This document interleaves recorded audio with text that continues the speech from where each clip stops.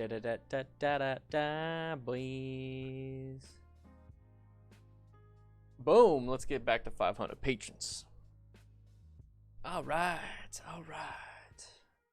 We are finally live today. Let me know if you can hear me well.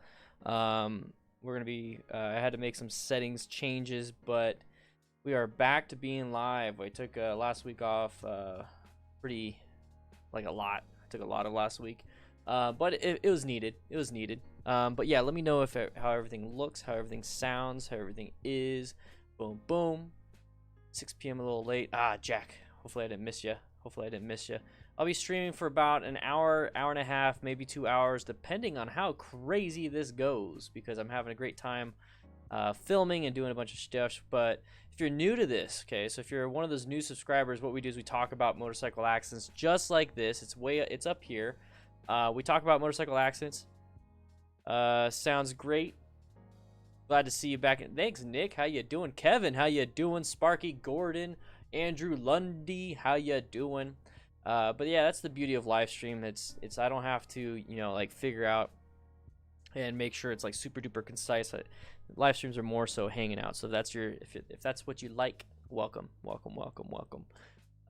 As you can tell, we went a little bit below 400 or 500 patrons. We're back at it again. I got my Patreon meeting at the end of the week this Friday, and I'll be announcing the winner then. Okay, so I'll be announcing the winner of last month. I'm going to be giving away a rock form motorcycle mount to one lucky person.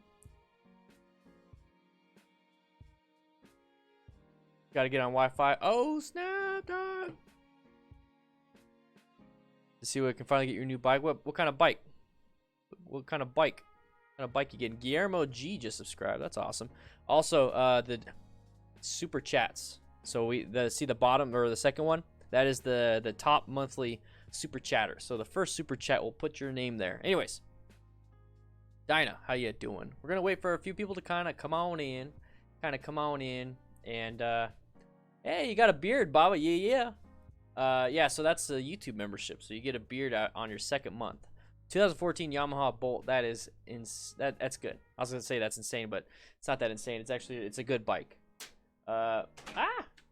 Hopefully you got a good deal on it, man. Hopefully you got a good deal on it. I'm doing great. These accident videos have been doing pretty well.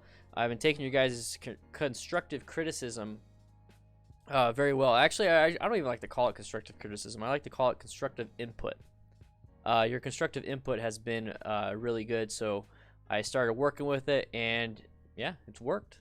You guys are eating up those one accidents diagnosis things at a time, so it's pretty good. But once again, my long videos do really well.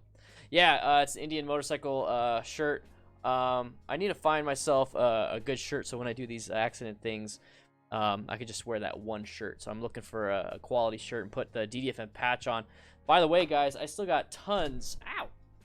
I still got tons of DDFM crew patches. Okay, so these are the DDFM crew patches. They're Velcro, or you can sew it onto your thing. I have it on ddfmcrew.com. Also, beginner guide and all that stuff. So I got plenty of these left. I also got a bunch of DDFM crew stickers. Kind of feels a bit detached. Yeah, it's more.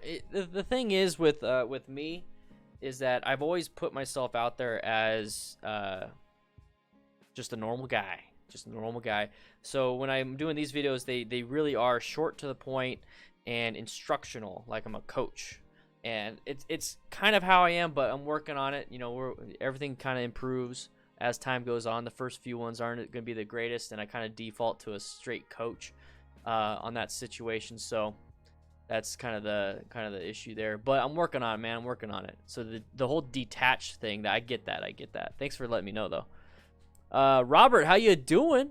Man? It feels like I've been gone for too long when it comes to these live streams. I'm a new rider, bought my first bike about 2 weeks ago. It's 16 Iron 883. Your channel helps a lot.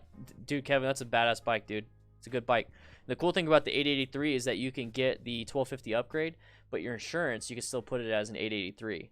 So it's not going to be that much of an increase. But at the same time, if you do crash your bike, you're going to want to get you know, the full comprehensive collision insurance, and then you gotta, you know, you gotta spec out how much you can get after upgrades and stuff. Because I think with my insurance, I can get like up to 4,000. I'm gonna have to look it up. Maybe $2,000 in aftermarket replacements, and the 1250 kit might be pushing that limit on that, especially if you get exhaust and a bunch of other stuff. But you know, savings might help you. Thank you for willing to accept others' opinions on your production. That says a lot about it. Thanks, man. I appreciate it. You know, that's the thing is like the way you said it though. Like that's what I like. Dinah, is that it says I don't know if I like the new format for your short videos. Kind of feels a bit detached to me. I know where you're coming from, and I know how you're saying it. Like you're not saying, man, your new videos suck.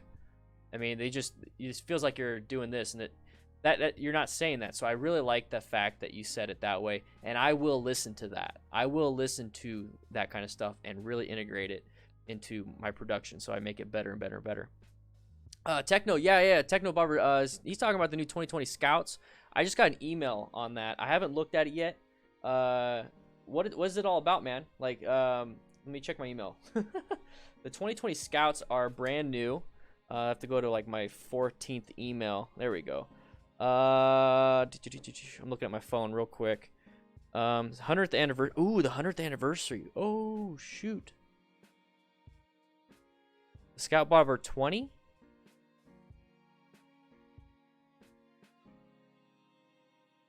Wait, is there a new Scout Bobber?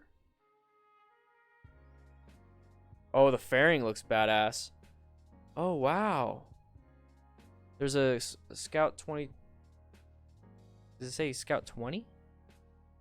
Or is it just Scout Bobber 20? Oh my gosh, that is... Okay, we're going to look at that real quick. Before we jump into the accident scene stuff, we're going to look at the Scout 2020. Where can I... Come on. I want to go...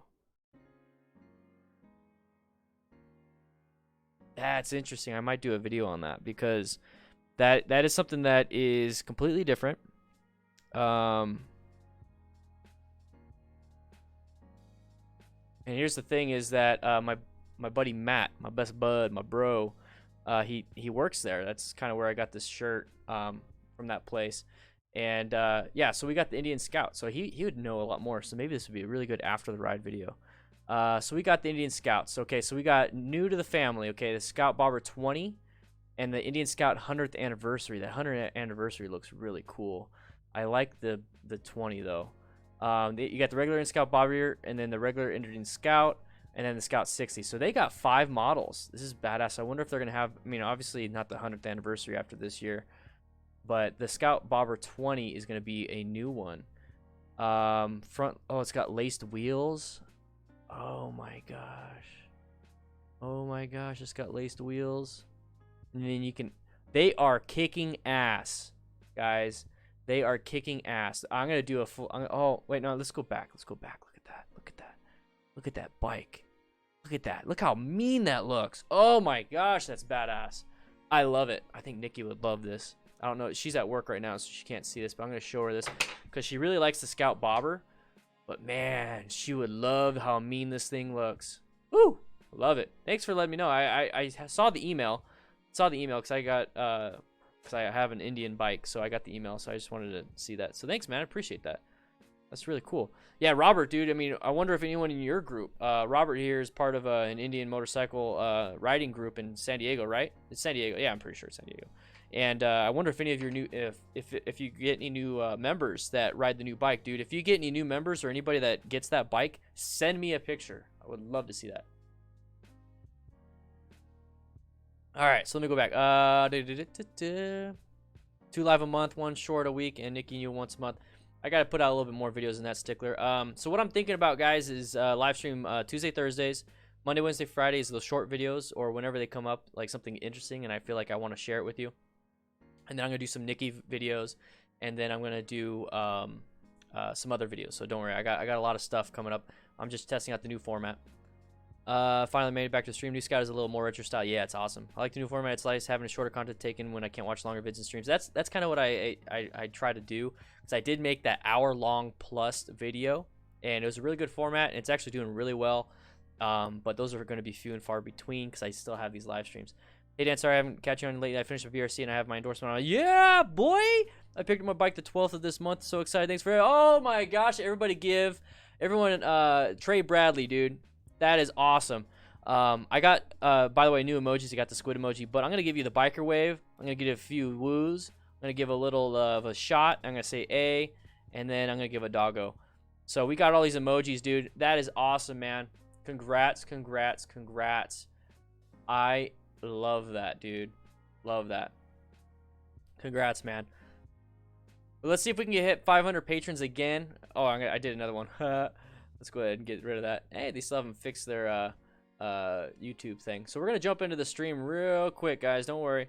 But let's see if we can get 500 patrons again. If you notice that we are at 461. I'm also still raising money for the Distinguished Gentleman's Ride. I think I popped down quite a bit. I'm not in 10th place anymore. But let's go ahead and switch over here. Let's go ahead and get into it now that we have people joining the conversation. But let's see. All right, so I'm sure you said it before, but I'll ask again. What size bike does Nikki have? Just wondering because you said it's top end and acceleration for highway. Yes, she has the Rebel 500, the 2018 Honda Rebel 500 with ABS. Oh, Yammy Noob's up in the house. Basically how it works, Yammy Noob, is that I just constantly ramble, and if I screw up, I just fold it into the next sentence. Therefore, it sounds like that's what I meant to say, and we just watch motorcycle accidents. But yeah, just want to say awesome, Trey, for doing the MSF and getting your stuff. For Ricardo and Cena speakers, are they supposed to be right up to your ears, or are they just not great with a lot of exhaust? Dude, they're not great with a lot of exhaust. That's why with the Cardo I have headphones. So it has a 3.5 millimeter jack that hooks into speakers.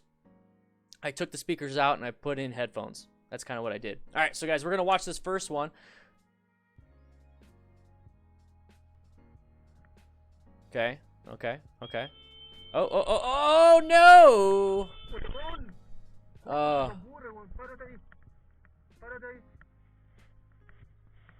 Yeah, your foot. Okay. All right. This is for Moto Lunatics.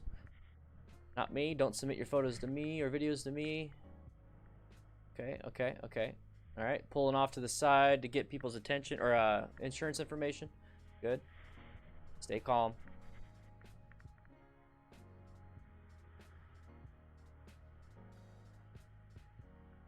Way too close, yeah. Yeah, I suck at scripting. Alright, so there's not much left in that, I don't think. Okay, so let's go back. Here we go. Alright, so when we talk about positioning your body and positioning how you stop at a stoplight, stop sign, you really want to position yourself to where, just in case somebody backs up or changes their mind, they don't hit you. So we can see right here that this guy is in the intersection. He's got a turn signal, and you see the backup, all the people backed up over here on the right side. So he's trying to make his way out through here. So if this person does not stop and let him go, and he doesn't have an open spot, he's pretty much stuck inside of the intersection, stuck inside the road. He's going to want to come back, or he's going to gun it forward, whatever's safest for him. So when we start thinking about that in our own way, is that when we pull up to somebody, now he's kind of in position right here to where he can gun it. Okay, and that's perfectly fine. That's something you kind of want to do. That's an escape path. You have an escape path over here to the right. You don't have an escape path to the left, and motorcycles do not have reverse, so you can't really escape to the back. So you see the brake lights. Let's go back. Too much. Let's go back frame by frame. There we go. All right. So we come up to here. You're pulling in. You're getting ready to go. You see the turn signal right here. We're gonna move forward. Okay, stop calling me potential spammer. And then all of a sudden, you're going to see the brake lights disappear. There it is right there. The brake lights disappear. Okay, that means that person put it in a different gear. And then you're going to see, once he checks, you see the reverse lights. Okay, that should be your indication of, oh crap, oh crap, oh crap. Okay. Now, there's not much room here to do anything. That's because we put ourselves in that position way too close. So let's sit back whenever we get to an intersection like this. I know it's not a stop sign, it's a yield sign, but let's sit back. See, here's the lines right here.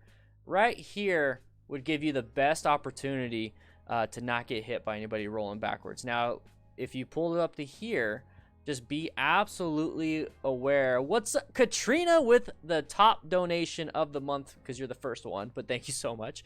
But damn, that's a pretty big one. Thank you so much for the super chat. Oh my gosh. Distract me. This is why I do those really quick videos, because I get distracted during these live streams. But right here, once you start to see that there's going to be a hazard, which is going to be that car backing up, you need to evaluate what your next action is going to be. Are you going to accelerate to the right like you position yourself, or are you going to try to back up with your feet as quick as you possibly can, or is the horn going to save you? Okay, so in this situation, since you put yourself in the position to escape to the right, use that. There's nobody here, as you can tell. There's nobody here. You've already saw that, so escape to the right. So this is another reason why I talked about positioning myself at stoplights. And everyone's like, well, you should be in first gear. You shouldn't be in neutral. Well, this guy's in first gear, and did he apply anything? No, because he's not paying attention. He doesn't know what to do next. When I park in neutral off to the side, I'm constantly paying attention to the lights, constantly paying attention behind me, and even then, I might not be able to make it. So just because you're in gear doesn't mean you're going to do anything. And that's how ineffective the horn is. It's not going to do much. These cars are hyper insulated. You're not going to do anything, and this person's not going to even feel the fact that they're running you over until it's almost like underneath the tire. So at this point, you're going to have possible damage to your leg. You're definitely going to have damage to the bike, and might as well jump off at that point. Holding the horn's not going to do anything. 10-10 horn. yeah, I did 10-10 horn, or 10-10 barrel roll on Walterific's crash video. We all have the same. Anyways, see, in this situation, you're pretty much stuck, and now the person's gonna roll off of your tire, off of your bike, whatever they caught up. Yeah, I mean, obviously the car driver should have checked their mirrors. The car driver should have looked behind them before backing up. But at the end of the day, we got to set ourselves up for success. And accelerating out into your escape path that you set yourself up for should have been your first option. If you're just to set yourself up to take off for the turn, you're doing only 50% of what you need to do. The other 50% is to make sure that you have an escape path even while stopped. We talk about escape paths all the time when we are riding, but what about stopping? Okay, you have to have an escape path there. And sometimes when you're stopped like this, your best escape path is just jump off the bike.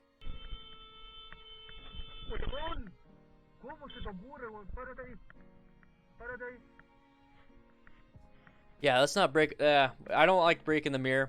It just sets you up for road rage incidents, and it puts you in a bad spot. Robert, Dark Horse 116. Thank you for the donation, and that is Katrina's one-liner. All right, so we're gonna go to the next one. So the beauty of the last one was find your escape path and then actually execute it when it comes to what you need to do. All right, so right here is the next frame. Come on. All right. The reason why I wanted to get to the very beginning of the frame because I noticed that he's going into a turn. So him and his buddies are going into turn. This isn't a closed-off road that they're practicing because you can tell that they're just moving on to the next street, going through the commute or whatever it is, and doing wheelies. So we got a wheelie. You got the package tray? Nice.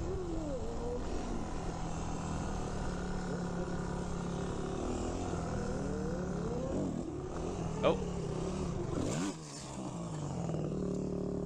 Oh.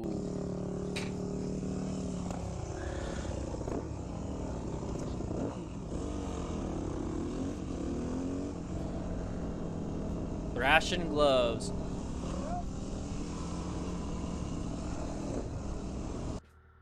All right, we're gonna go over that one. Once again, when it comes to any of these wheelie or stunting, it's a high risk and high skill endeavor. So make sure you have the skill involved and minimize as much risk as you possibly can by not doing it in public roads.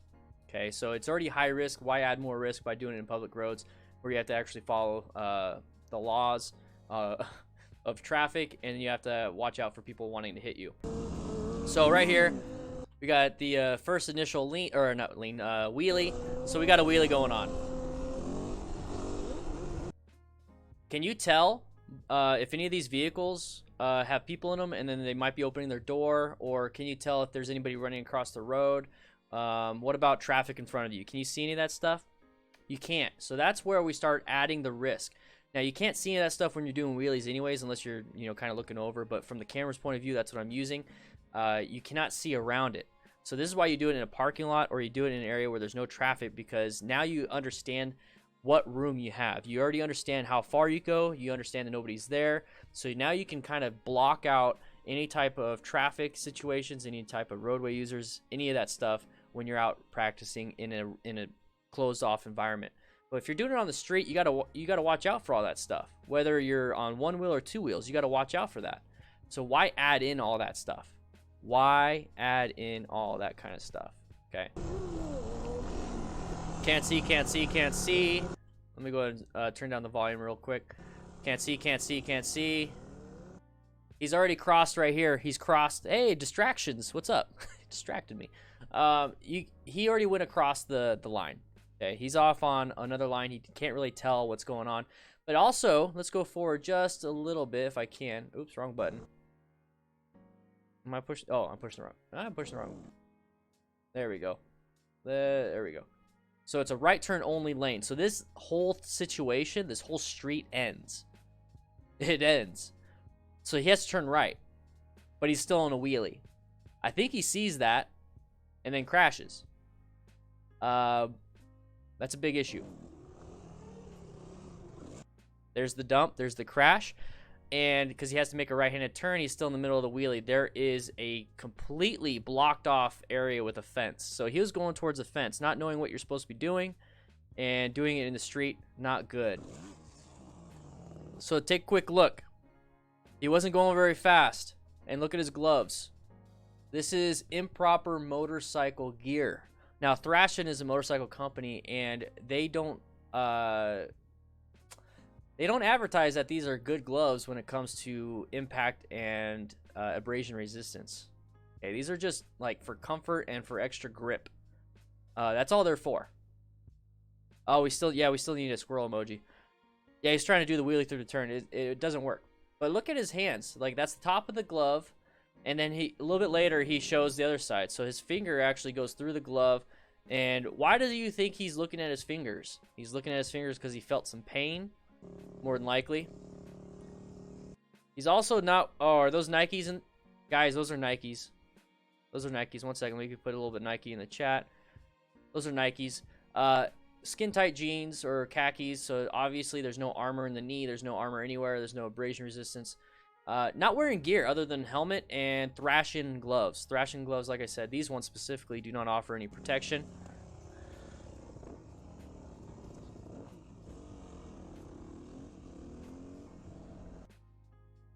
So when we look, he's got a rip right here, and then a rip on the ring finger, or his right-handed ring finger. Thrashin gloves. I mean, they're good gloves. They're going to give you some tactile function when it comes to the bars, but it's not going to offer protection in a crash or slide. This is a very slow speed crash. Not good. I mean, he's obviously got some skill. He's riding with 0 hands. I do that all the time.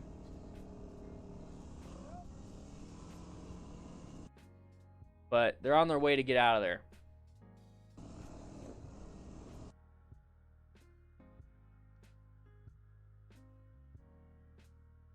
Roundabouts are intersections too, guys. Oh. A little bit of a panic. The next video looks interesting. So we're going to go over these a little bit quicker. The first few I wanted to really talk about. So we got chevrons. Once again, we got chevrons in the chat. Man, I love all my emojis that I got. Thank you guys so much for supporting the channel and by being a YouTube member. If you want to be a YouTube member, make sure you click this link and you get access to all these emojis and a bunch of other stuff. You see the beards that Tom and Trey has a mustache. You get all that stuff. All right, so we got chevrons here. It's obviously a roundabout. Roundabouts are considered intersections. So intersections and curves are the most deadly areas for motorcyclists. And there's just a lot of stuff that comes here. So this is going to be a panic break. So he's going to come up to here. He sees the vehicle right here and thinks they're going to come into their lane, which possibly can happen, which there it is. But while they're focused on that person reaching with their left finger or left thumb, I'm sorry, to honk the horn, he wasn't paying attention to his own line. He wasn't paying attention to his other primary controls, which is the clutch, the brake lever, and the throttle.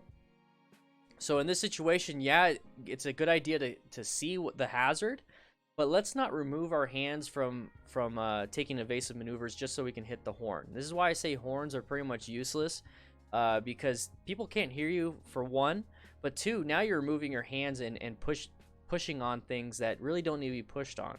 Okay, let's focus on throttle, clutch, and braking for the proper way so that we don't dump the bike. So he's in the middle of a turn. So when you're learning how to turn in the MSF, they always tell you when you're braking and you're turning, do not, let's go ahead and go back to this face right here, do not turn and then apply the brakes, because if you do, you're going to bounce and then fall down.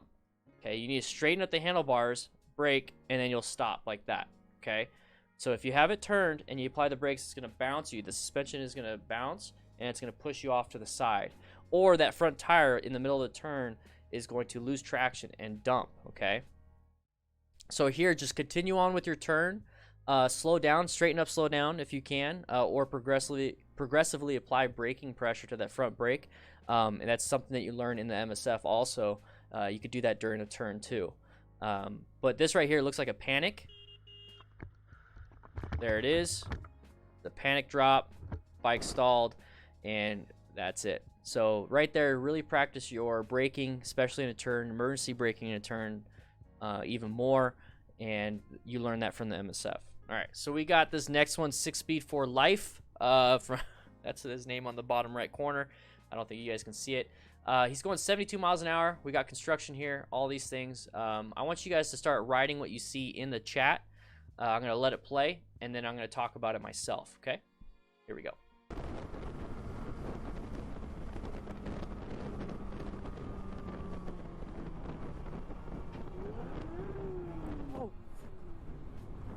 Ooh, I think we saw this one.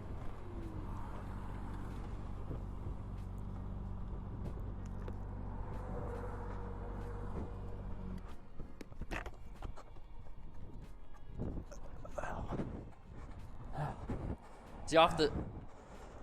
Where is he at? Did I miss that?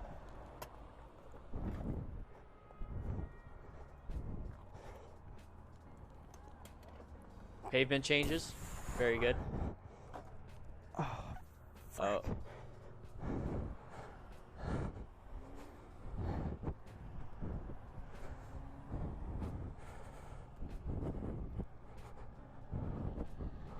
What happened?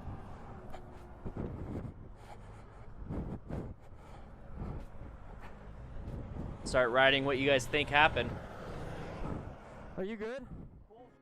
That fat ass bump in the middle of the road.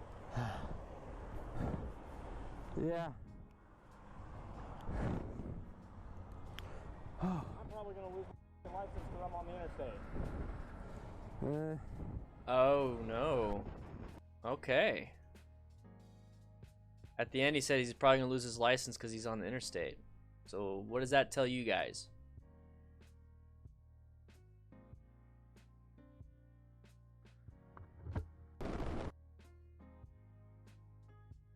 Shouldn't have checked on the person before moving the bike. I guess handful of front brake, panic stop. Yeah, I thought he fell off the bridge too. He might not be a felon. So with the whole part of might losing your license because he's on the interstate, just remember everybody, at least in Arizona, if you are a if you only have a permit, you're not allowed to be on the interstate. You can only ride between dawn and dusk, so during the day, nothing at night. And you cannot ride on the interstate. You can only ride back roads. So, and you can't have a passenger. So that right there is a learner's permit. So I don't know if this is California. I don't know where this is at. Maybe it's a lot like the same thing. Is that you need to have, or you can't ride on the interstate because you're a learner. Hey, Juice. Hey, Juice. Welcome to being a YouTube member. So that might be the issue there. Who knows? That is probably the best scenario. The other scenario is, yeah, he's probably maybe a felon. I don't know. But yeah, so just remember that. That could be your concern. If he was a felon and he had a warrant for his arrest, I don't think that would be his concern. I think his concern would be to get taken to jail. All right. So he said it was a bump. Okay, so those huge tar snakes and the change of roadway. So one clue that you have when it comes to the possible roadways is in bad condition is the simple fact that we're going into a construction zone. So right here we have the road will switch. Okay, you see the two signs on each side. The road is going to kind of shift over. That right there is going to be a change of pavement. It's going to be a change of everything. Okay, they're working on a bridge here. They have to move things over. They're moving you over. You see the car driver up here apply the brakes. So let's go back just a little bit. You're going to see him apply the brakes, and we're actually going to get closer and closer to that vehicle. So we're actually closing in on that gap. Remember, to keep your space cushion, you need to pace the car in front of you. If you start to get closer to them, that means they're either slowing down or applying the brakes, and you're accelerating. If that happens, go ahead and slow yourself down and widen up that gap. So you're going to see that right here. So he's applying the brakes, and you're going to see the motorcyclist get close. See how much closer that motorcyclist got before he rolled off the throttle, even downshifted right here? So let's go back just a little. Actually, we don't have to go back very much. You see how the road changes? This is that bump that caused him to crash. It's at an angle too. It almost looks like it's at I'm assuming 45 if you're on this side. What's 45 plus 90? 135 degrees. 135 degrees away. It's not perpendicular like it should be. But yeah, that happens. And in construction zones, you're going to have this a lot. So that should be your warning. Should be your warning that you have a possible messed up road because of the construction. There's the signs right there to indicate that. So how do we go over bumps? How do we go over things on our bike? We lift our butt up. It's like a bunking bronco. It's a horse that wants to kick you off. If you ever ridden on a horse, you're gonna have to lift yourself up when they start to trot a little bit, or you're gonna be bouncing up and going crazy, and you're gonna have less control. That is what happened here. You're gonna see let me move this out of the way. Let's see if it causes a bump for this motorcyclist. Yep, very minor bump. Very, very minor bump. And he was slowing down prior to that, so that's even more front end weight on that front tire. So shouldn't be really an issue for those accelerating through, but he might have panicked and applied a little bit of brakes when he hit that bump. We don't really know.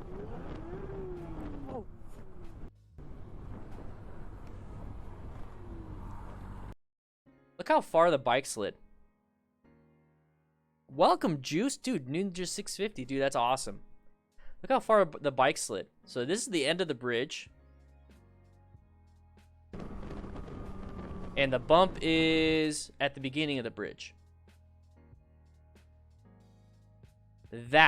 Yeah, so how fast was he going? How fast was he going? And then on top of that, like, was he... I don't think he was wearing gear. So maybe what happened... I'm going to see if I can go back just a little bit. Remember, we're diagnosing, we're figuring things out. So the mirrors don't really show me much. So originally, he was going 70 plus. I'm going forward. Let's go backwards. How fast was he going? 73... 72, okay. And I can't see where his buddy is. I think his buddy is like right there. In the left mirror. Unsure. Yep, that's his buddy in the mirror.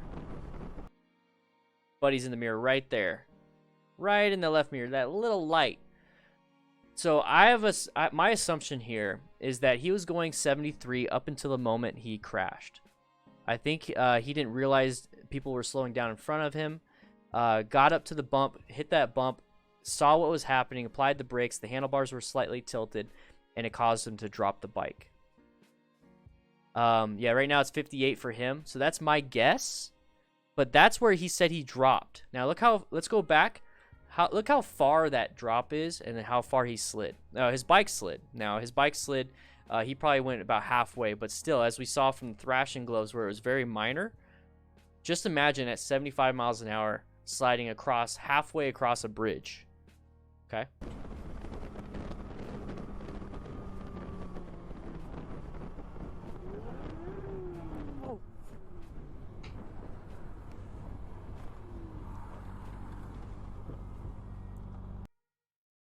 It's a good observation, Kawi Katana. Another thing is the lane position is different, so on part of the bump might have been worse on the left side of the lane. Yes. So let's go back to the bump on the lane. And one way that, oh dude, easily a football field. Easily a football field of sliding.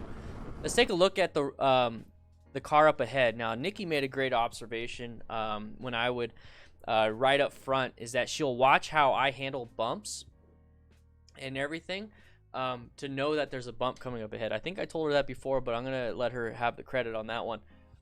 Is that she'll watch the people in front of her, how they handle the bump. And that way you could see, oh, there's a bump coming up ahead. So one thing you could look at is the car up ahead. This is why having that space cushion is really good. Watch that car up ahead and see what kind of bump it hits and how much of it pretty much lifts up.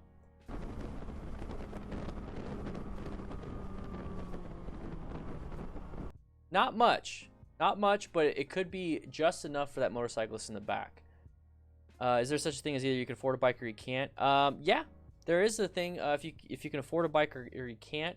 But here's the thing: is that what bike do you want?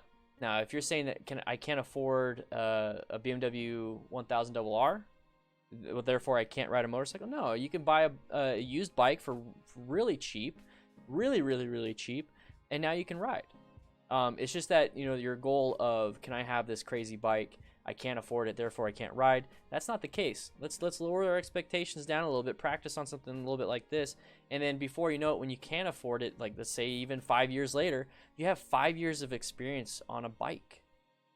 So always go within what you can afford, and then work with that.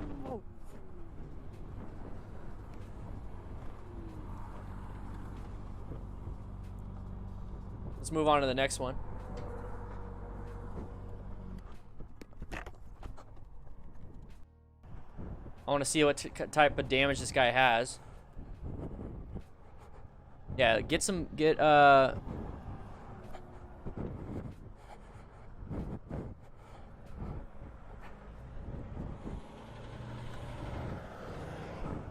you good? So there was, you could tell he had impact to the left side. I'm gonna see if I can get to his leg. You can barely see it, but there's a reason why his left arm is, the sleeve is rolled up. It's because he probably hit the left side, so he's gonna have some type of damage on the side. Hopefully he's okay, but can't really tell too much from this video. One thing I talked about in the YouTube member videos. So I talk about in the YouTube member video, there's a, let me rephrase that. This is the great thing about live streams. It's been a while, guys. It's been a while. I have YouTube videos only for YouTube members, and it's just like a quick tip type thing. And one thing that really stuck out with me is that how to maintain your space cushion. So who here, like if they ever go to a party or they go to the restaurant, and I'm gonna guess it's mostly men when it comes to the restaurant thing. Like, do you have to have your back against the wall? Like, let's say you're at a restaurant and you're like, you know what? I want my back against the wall, and I want to look at that door. I want to look at that front door. I want to have vision of everybody. I mean, who here feels that way?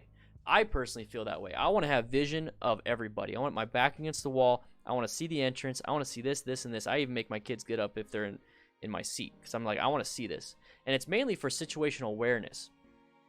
So I want to do that. And then when I'm at a party, I'll sit back and I'll watch people, and I'll kind of get an idea of who's who and who's too much, who's too drunk, who do I have to keep away from my kids, you know, things like that, right? Let's do that when we're on the bike.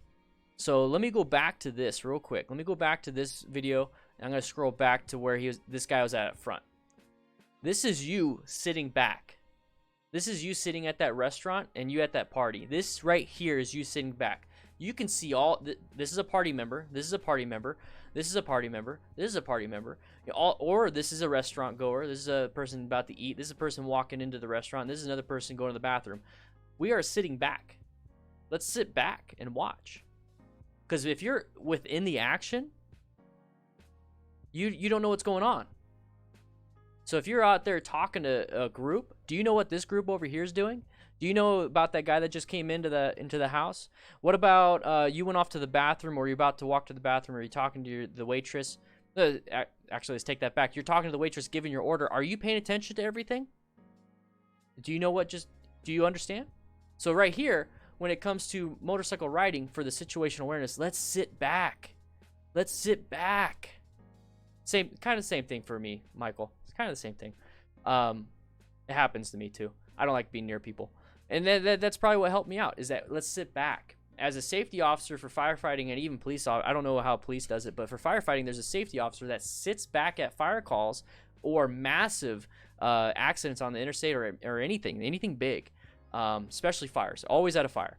There's a safety officer that does nothing but sits back, okay? There's a safety officer that just sits back and watches. What's happening there, what's happening there, what's happening there. That's what a safety officer is doing because they are not in the action. So as a motorcycle rider, let's get out of the action. Let's increase our space cushion so that way we can see what's happening. Let's not be a part of the action. Now, if in this situation where the car gets closer, when the car gets closer, you're in the action now. You're in the action. You don't have good line of sight. You don't have a lot of reaction time when it comes to something. So from here, when I say pace somebody, pace them. When they get close, you slow down and you get yourself further away. That's what I'm talking about, everybody. Let's sit back so we can see what's going on. And then we have that much reaction time so that we can focus on that and then make really good decisions. What happened to Walt Terrific, I don't know when he crashed, but he posted, I think, yesterday, and I did the accident video today on it. That could also play a role into it. So he wasn't paying attention, and then he went a little bit too fast in the turn. He even talked about that. Very good observations on his point. I even say that in the video.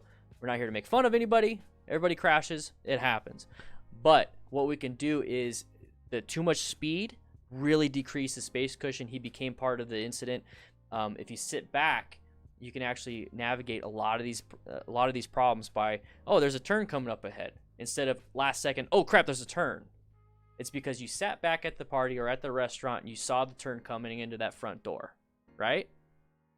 I'm trying my best to like figure out a way to tell you guys all these things and make it relatable, because man, that clicked for me. That clicked for me is like I was driving my car and I was like, I gotta make a video for my YouTube members, and I was like, you know, I'm sitting back at a party, I'm sitting back at a restaurant, I gotta have a vision of everything. I do that on the bike. I do that on the bike too. It's crazy. I try to relate it. Arson investigators tend to be on site as well, studying the crowd, right? Yes, that's a good one. They do sometimes show up, and that's another thing that safety officers and incident command does, is they look at the crowd to kind of get an idea. Have I seen this person before? They also do that. So it's also incumbent on the firefighter and anybody that's actually inside and actually in doing the things, and they're not sitting back like a safety officer is. It's also incumbent on us to also read the smoke, you know, building construction.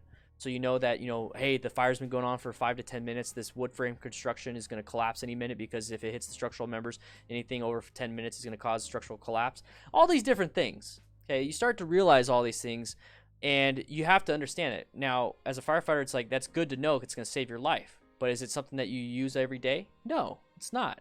As a motorcyclist, knowing that this guy's too close, and let's go back to here, and he is applying his brake lights. Are you a car driver? Are you the one up front? No, you're the motorcyclist. You should know this stuff, though. So this right here will give you an indication of what could happen. What could happen. And that's why I'm trying to delve into this whole psychology of riding, the think. Put yourself in different shoes. Understand the role above and below you.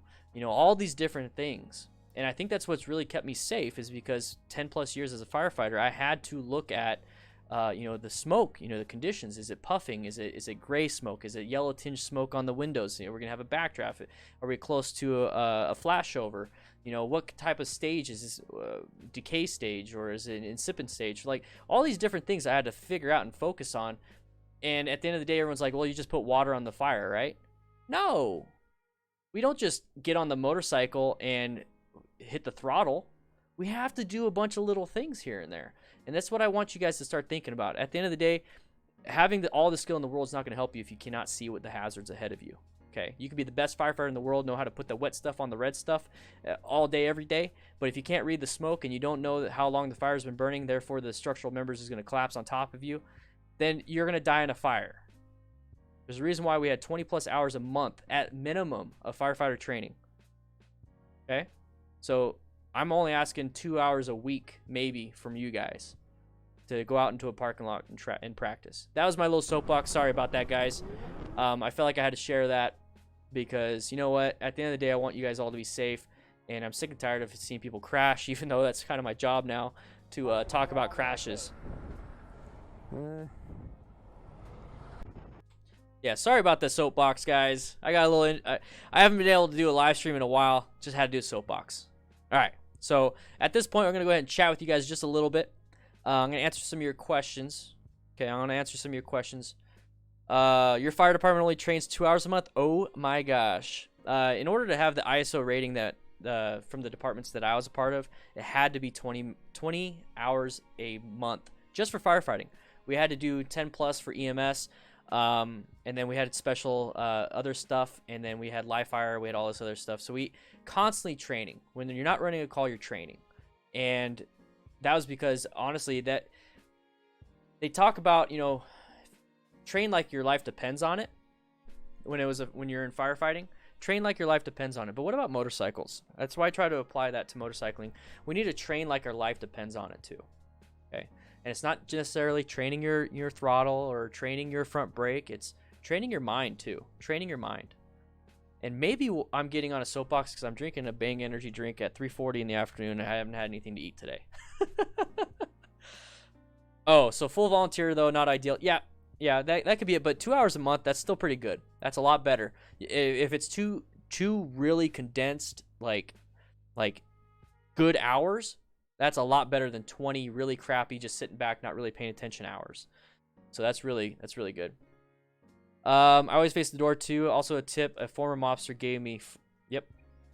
Guys, I'm going to go ride and be right back. See you later, D-Money. Most states you have reduced speeds in construction zones. Yes. So take that as a suggestion, and because that means there's going to be some stuff that you really need to pay attention to. They tell people, the signs say to reduce your speed. Not because, hey, let's make everybody go slow. No, they say reduce your speed because you have a better search and evaluation when you're going at a slower speed. When you're going fast, you know, like whoever ever done that to their kids, like, here's the trees. Oh, we're moving, and then boom, they hit you in the face. It's because you're trying to focus. When you're going so fast, you know. But if you're just doing this and then do that, and you hit them in the face or whatever, they can see it. But if you're going fast, you're not going to be able to see it. Just like when you're riding super duper fast. Let me go ahead and move this real quick. This is a little too high. There we go. Perfect. 52% of accidents are within 5 miles from home. Yeah, a lot of accidents happen really close to home. Would you suggest earplugs when riding? Yes, your hearing never comes back. If you lose hearing, you're never going to get it back. That happens a lot to firefighters. That's why we always had to wear earplugs and then big old headsets inside the cab. Covered line of sight interested. Yep. Wish you a good night or day, whatever time you have. Gotta sleep in a moment. See you later, man. Thank you for being here. Train as you fight is what I've always heard. Yep. Exactly. I think you stopped by Love's gas station in Lake Havasu one time. Might have been a long time ago. I never rode up there though. Took the BRC2 class yesterday. Fun times. Awesome, Andrew. Also, workers are present at times, so they need to be safe. Yes. Very dangerous for roadside workers. All right, guys, let's go ahead and hop back into here. Remember, if you would like to support the channel, swing on by patreon.com/DanTheFireman. There's the link right there. And you'll be supporting what we do here. Not just these live streams, but everything I do on this platform. There you go. Jeez, I'm trying to think. All right, so we're going to go into this next accident.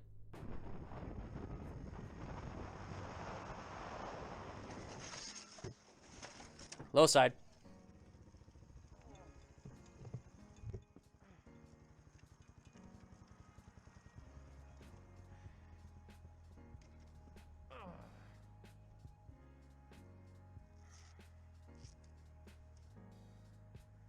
Guardrails are really hard. Watch out for guardrails. All right, this guy's first accident. We're going to figure out what that was, but what happened here?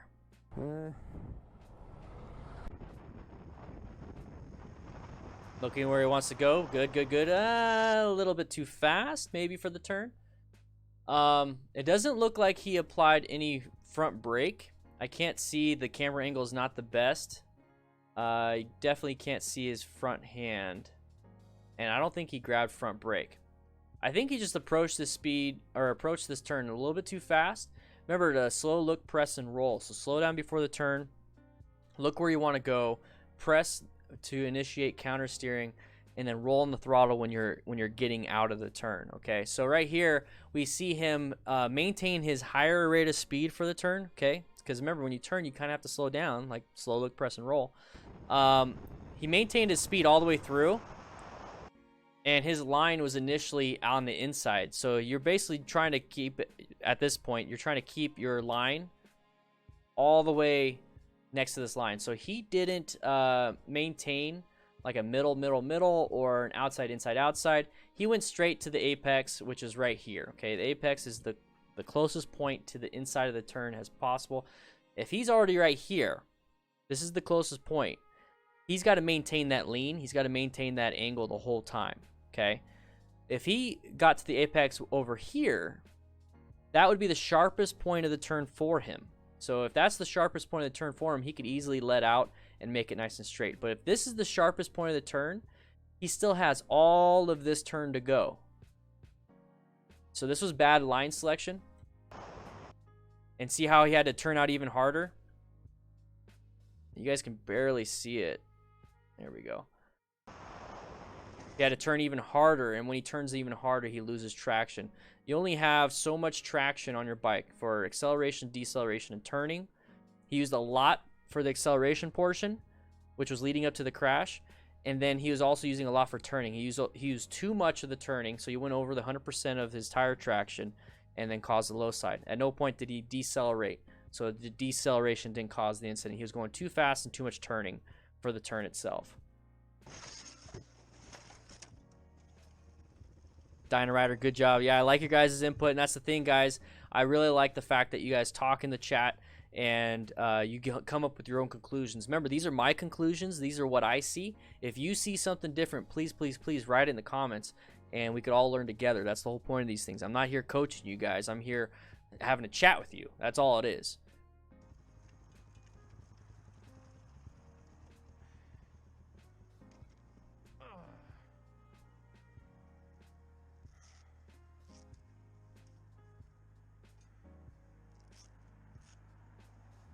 Trail braking is safer than slow look, press and roll. Yeah, it can be. It's another tool in your toolbox, trail braking, but it's an advanced tool. So it's like saying, hey, I have a hammer, which is slow look, press and roll. I'm going to hammer in this nail.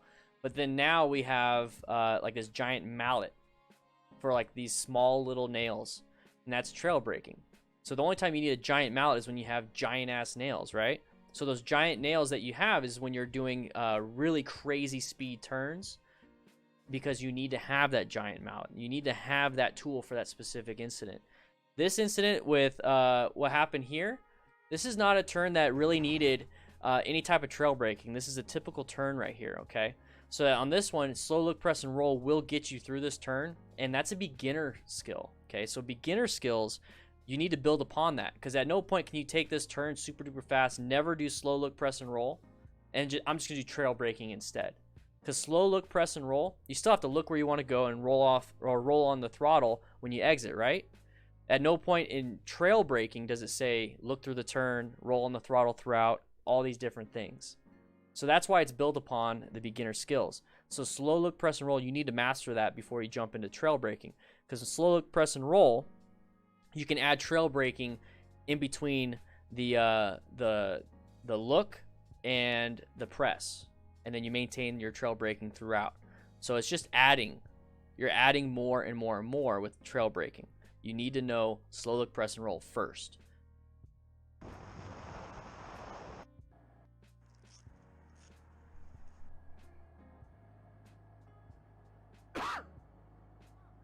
He coughed. What? So they're talking on intercoms. I had to cough, dude.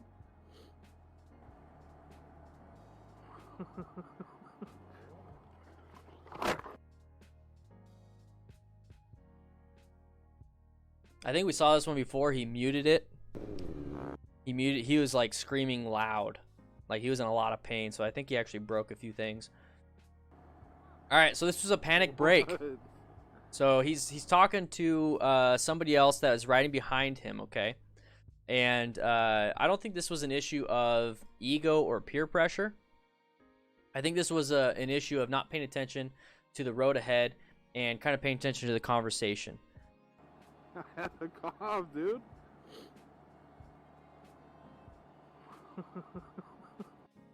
There's the hazard. You can't see the hazard right here because of this vehicle. And then if this vehicle isn't here, let's pretend it was like a bush or anything and everything. Okay, we also got a hill right here. This person just guns it through, okay? Just guns it through, and this is right here should be tickling something in your stomach and in your brain that, oh my gosh, this is a hazard. I can't see around this corner. I need to pay attention, pay attention, pay attention. That right there is where it's important. Increasing your line of sight so you can see around this corner. Move over a little bit to the left. So lane position 1 would probably help you out a little bit more in this situation. It'll give you maybe that half second or that full second of seeing the hazard before it gets into your face, okay? So now we see the hazard. This is actually pretty close because of the way action cameras are situated. The wide angle lens, I believe it's 117 degrees or 130 degrees. So it's actually a lot closer than it appears. So he's a lot closer to the intersection itself. Okay, now this is the moment we see the hazard. So we searched, we saw. Now we got to evaluate if it's a hazard. Okay, we're evaluating, is it a hazard? Is it going to be in my way? How much of a problem is this going to be? And then we got to execute. Okay, so the evaluation portion is happening right now. He saw it. See how he kind of calmed down and quieted? Now, this is where he's going to execute. He sees that this is a hazard. He's going to execute. Looks like he endoed. It definitely looks like he endoed. It looks like he went up and over, way too much front brake, way too quick, caused himself the endo. He didn't do any progressive braking pressure. Progressive braking pressure is when you grab an orange and you start squeeze until you get orange juice. There you go. Yeah, guys, do what Robert says, and let's see if we can get to 500 Patreons. Let's do it.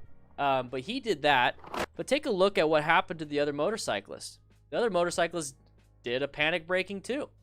Okay, so the motorcyclist is coming up here. He is going to see the hazard. He saw the guy with the camera moving up. And then while in the middle of a turn, he grabs a fistful of front brake, which is going to cause him to dump the bike. You see the dump right there? You see how the bike, the front tire is turned? And there's the drop. So now if the motorcyclist that had the camera just saw this, he could have just went around it. But they both braked at the same time. So he went up and over and actually hit his shoulder really bad. And from the video that I've seen before, he is just screaming because of all the pain. That's what happens. So to prevent that situation, let's work on our emergency braking or do a better job of evaluating what is a hazard and what is not. And that comes from experience, but the panic braking and the emergency braking practice that you do, that can come from experience in a parking lot. Okay, so experience of evaluating what a hazard is comes from experience of riding on the street for many miles. But if you practice your emergency braking, it doesn't take as long, and you wouldn't endo over. You wouldn't go over the front and hit your back or hit your collarbone and shoulder.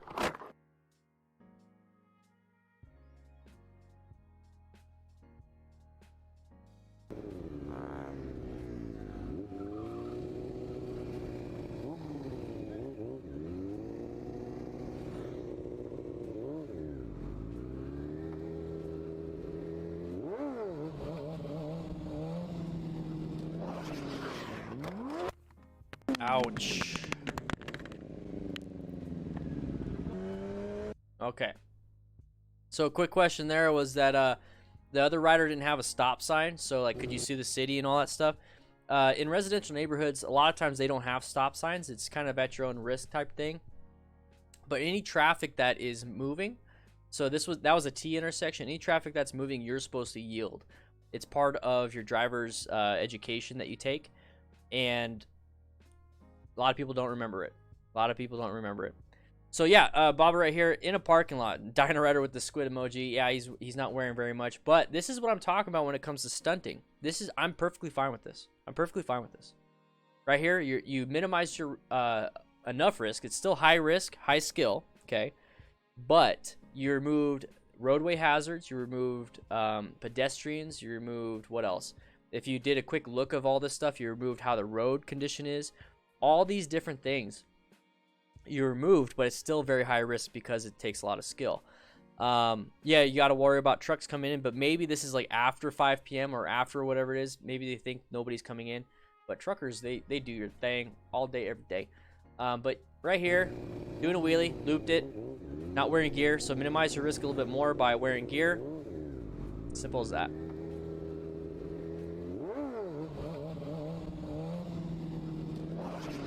So you can definitely tell this is a practice session. You got all your buddies chilling right here. Hopefully they got permission from the owners. And then we got a loop. I'm gonna see if I can catch the frame. So we talked real quick about on Wall Terrific's crash the importance of having bike protection. This red mark right here, this red bar, that is an engine guard. So that's going to protect his bike. He also has, I think that's just his peg. I don't think he has any sliders anywhere, but he does have an engine crash like guard. And oh, he's already broken off his lever. So have the gear, okay? So have the gear for you and your bike. That way you minimize any damage. Yeah, the bike is at get, but he's not. Yeah.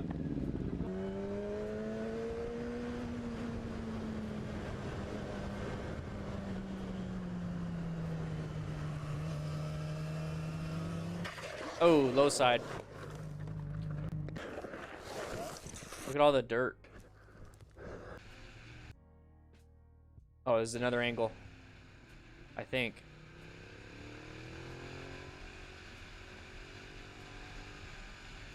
I think it's another angle.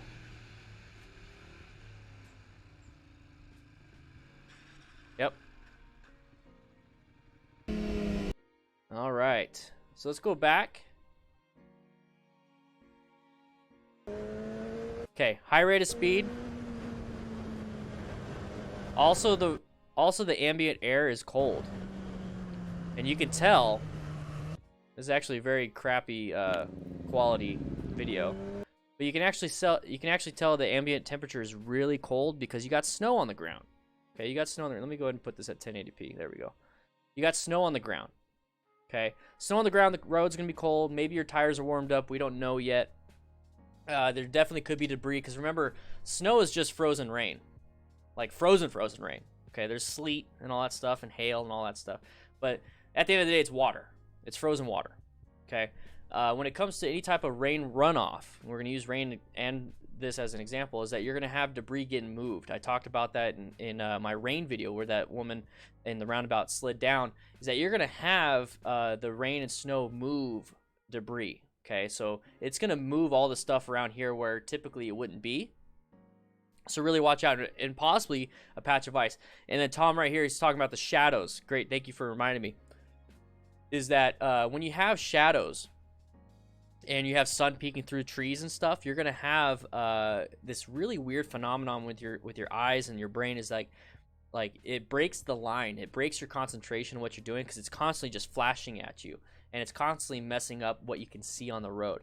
So you really got to watch out for that. So when we come over here, and we're going to talk about why more than likely this guy crashed, is that we're going to high rate of speed, okay? High rate of speed. Let me see if I can scroll back just a little bit. You can't see what the sign says. It's too blurry. More than likely, it just means, hey, sharp left turn.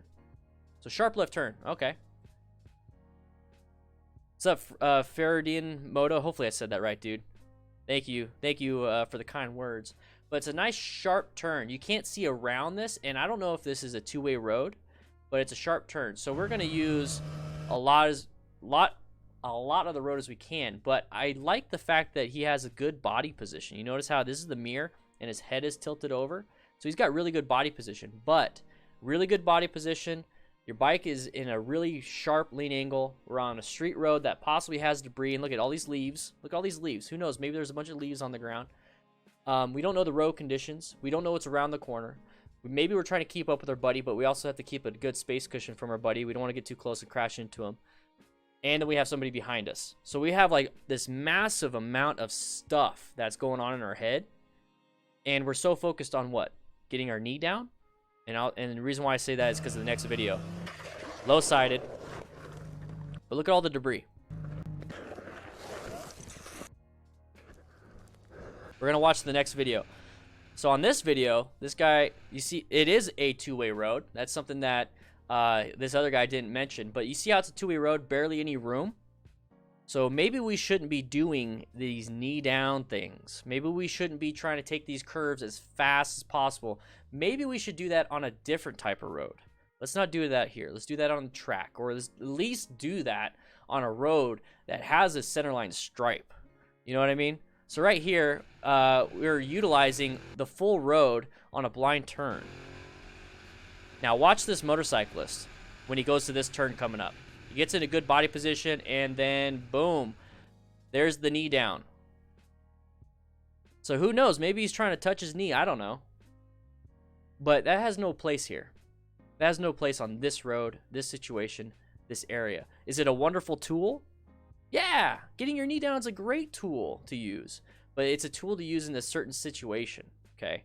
Now, I personally don't have that tool under my belt because I don't go into those situations. I choose not to go to those situations. Now, right now, I choose that, but who knows? Maybe I'll do a track day and I'll learn how to get my knee down. And if I do that, then I know that skill. I know how to use it. I know when to use it. But that doesn't mean, oh, I got my knee down, I'm going to go ahead and use that in every single situation I possibly can. You don't need to get this far off your bike on these types of turns. You don't need to have that lean angle on these types of turns. You can take these turns a lot easier by using the other advanced skills, which is like, well, yeah, I got his knee down, yeah. You can use the other advanced skills like, you know, trail braking. This would be a great situation for trail braking if you have that skill. If you don't have that skill yet, and all you've done is beginner classes, which is my audience here, is that slow look, press, and roll. Slow down before the turn. Look before you go. Look where you want to go. Press to initiate the counter steering, and roll on the throttle. And that would have got you through the situation without any incident. But the simple fact that we're going to add higher speeds because we know how to ride with higher speeds. We're going to add trail braking because we know how to do trail braking.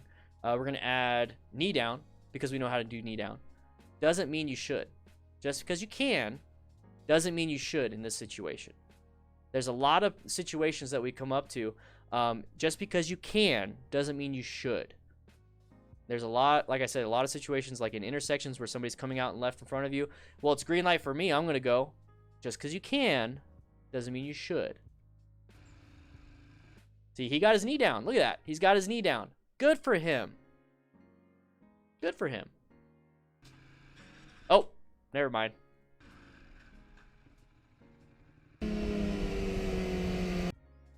Perfect situation where getting your knee down is a skill that is needed when you're trying to get the best time for your lap. It's a tool.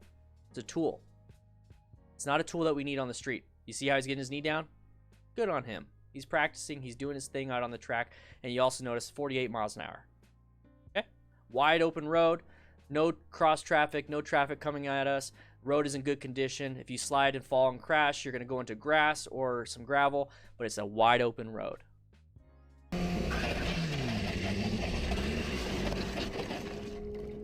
Low side, same thing. So as a low side, same thing. 55 miles an hour, BMW S.R.R, maybe. I don't know. It looks like a BMW. But real quick, you see how there's open area right here, and then there's padding, which is tires, but it's still padding. Right here, he's pushing the limits perfectly fine. A little bit too low. Look how far he can go. And then at tracks, they have requirements that, you have full gear, you have a certain type of helmet, you have certain things on your bike, certain things. That is where it's important to be able to push yourself because you have all these risk reduction things happening, okay? Not on the street.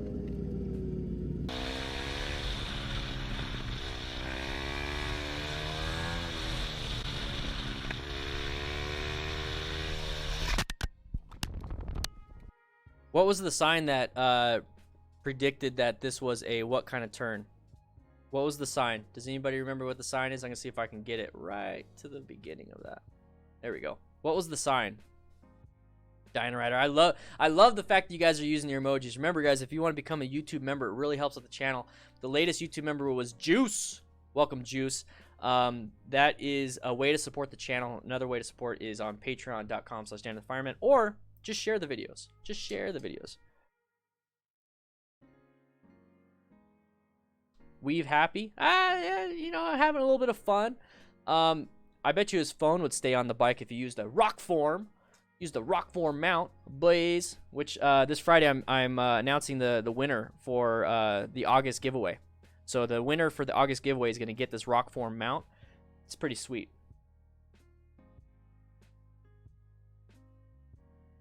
Yep, we got chevrons. Chevrons in the chat. Chevrons and egos, bros. So decent body position. He's getting into the turn. He's looking where he wants to go. You see how it's a double turn right here. He's looking where he wants to go. It could be Tail the Dragon. I've never been on that. I'd love to go. Squiggles. But you see how the tire is also turned quite a bit. So he's actually pushing his bike down a lot. This is a lot like a dirt bike rider. You can't use a lot of that skill. Supermoto or dirt bike rider, you can't use a lot of those skills when it comes to the road because you really have to keep that bike more upright if you possibly can. Alright, so there's the turn. That's the sign that I wanted to talk about. There's a reason why it's 15 miles per hour. And just like the other video, it's not there to slow you down. It's there to recommend, hey, I need to go a little bit slower on this turn because this turn is quick. This turn is quick. So you got to watch out for that. There's another sign that says, hey, pay attention. Hopefully you paid attention.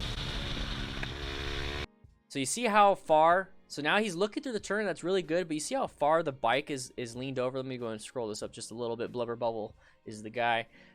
His bike is turned really far over, okay? So his bike is leaning more than he is. And when you do that, you start losing traction, especially if you have dirt bike tires, you have knobbies. More than likely, this was a Supermoto, so it actually has good traction, but if you push your bike too far while accelerating, you're going to have a good chance of actually dropping the bike. There's the low side initiation, and we're going to crash.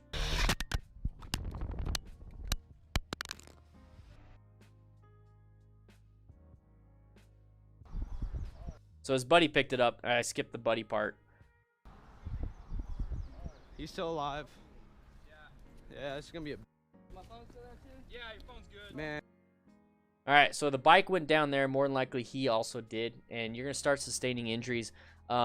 People die all the time on the ski slopes hitting a tree. Imagine going too fast and hitting a tree with your head while riding a motorcycle. It doesn't matter what type of helmet you have. There's a good chance you're gonna have very bad trauma to either your neck or your head, and then the rest of your body.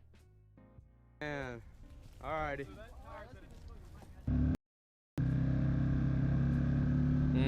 Bad body, upper body position. I'm gonna say low side on this one.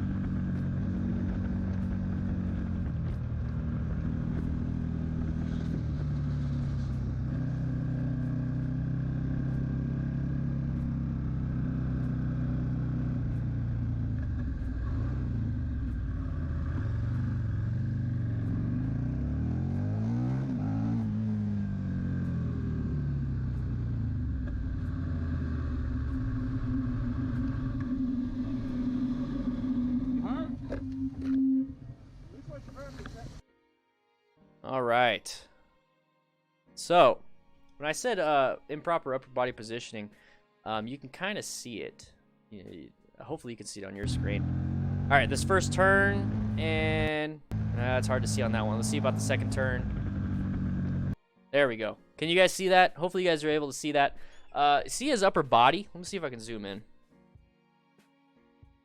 Nope, it just zooms in the UI. All right.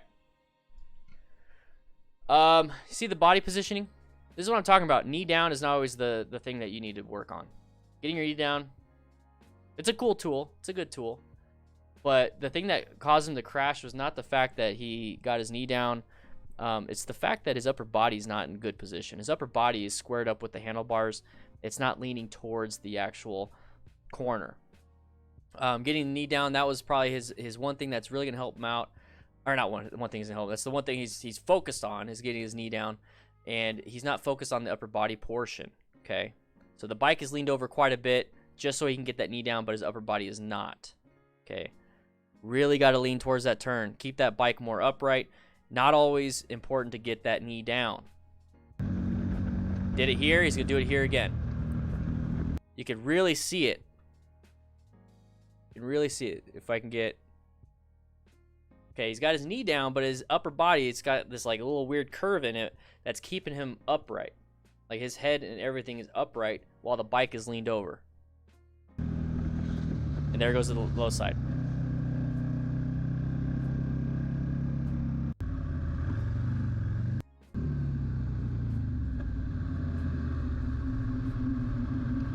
Looks like there's more than one crash. So we have a crash right here. Got a crash right here.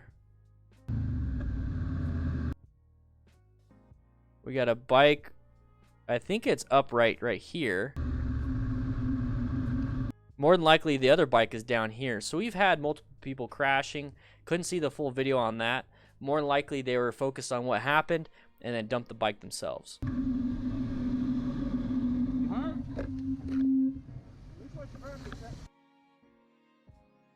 So this one is muted. I didn't mute it. I think we've seen this one. This one's mixed with some stuff that we've already seen. This one I haven't seen yet, but we're gonna go with that a little bit after this one. So this one's pretty. This one's an intersection. Once again, we have these intersections that can cause a lot of incidents. You really need to focus when you're coming up to it. So we have traffic, cross traffic right here. We have this vehicle right here that's gonna cause the problem. You see that he just continues to move. Okay, he's continuing to move. At this point, slow down. Okay, so apply that emergency braking. Remember, not every time when you ride, not every time you ride, it's going to be the perfect ride. There's going to be incidents. So this is an incident. This is a hazard. So apply that brake. Apply that front brake. Apply that rear brake progressively. Don't slam it.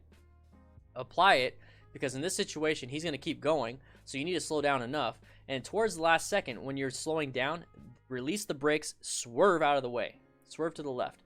This situation, he literally just applied the brakes and then swerved a little bit. You see how the line right here is about right here. I'm going to put my mouse right there. And with the next line, it's moved. So he's slowly moving, not moving a lot to the left. He's not moving a lot. He's actually just probably sliding into this. He's probably sliding into this and then hits this tire. That could have been a lot worse. A lot worse. So practice your evasive maneuvering, okay? And if you take a look at what he's wearing no gloves. That's how much brake pressure he applied. One finger. And it's not even at the most leverage. The most leverage is over here on the end. Right here, there's not that much leverage, and he's got one finger on it. Okay, so apply the brakes before, especially in this situation, apply the brakes before the incident, and then release the brakes to swerve, because you want to create that space cushion by applying the brakes and slowing down. So brakes. All right, let's go back. Let me show you. I'll talk to you guys right when I'm doing it. So, okay, brake, swerve. Takes practice. Takes a lot of practice. Take a class. MSF BRC 1, you're going to learn how to swerve appropriately. You brake before the swerve or brake after the swerve. You do not brake and swerve.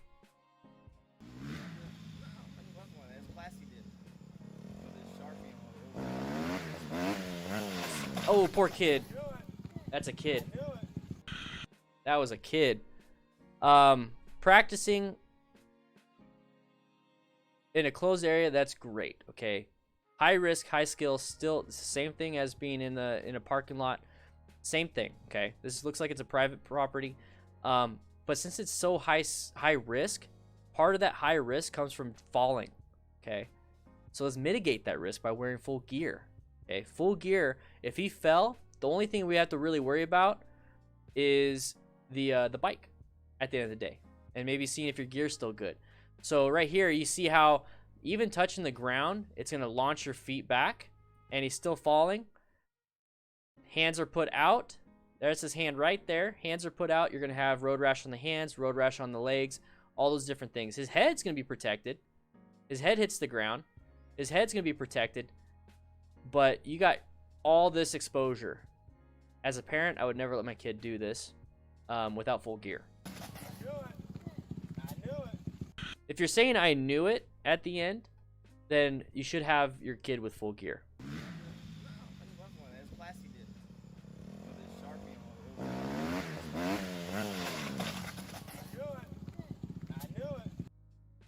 If you knew it, get your kid some gear.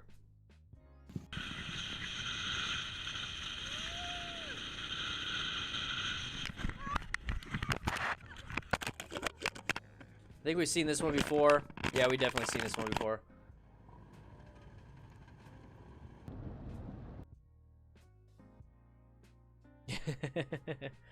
He possibly could have broken his right ankle.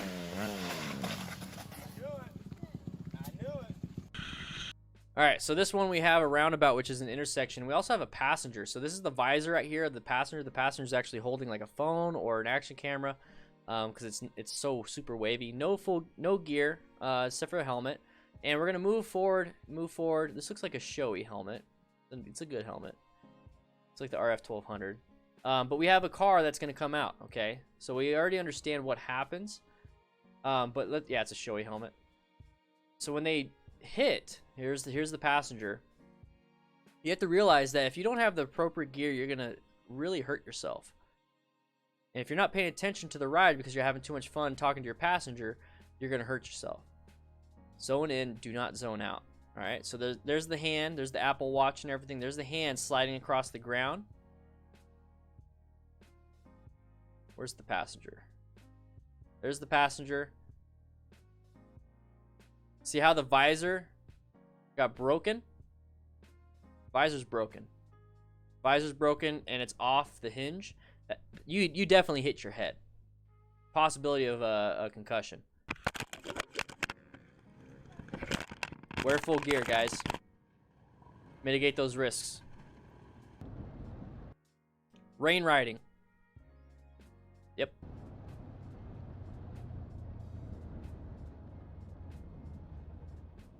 Slow down.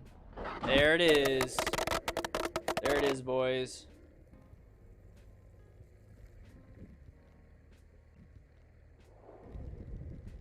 Oh, that was a cool transition.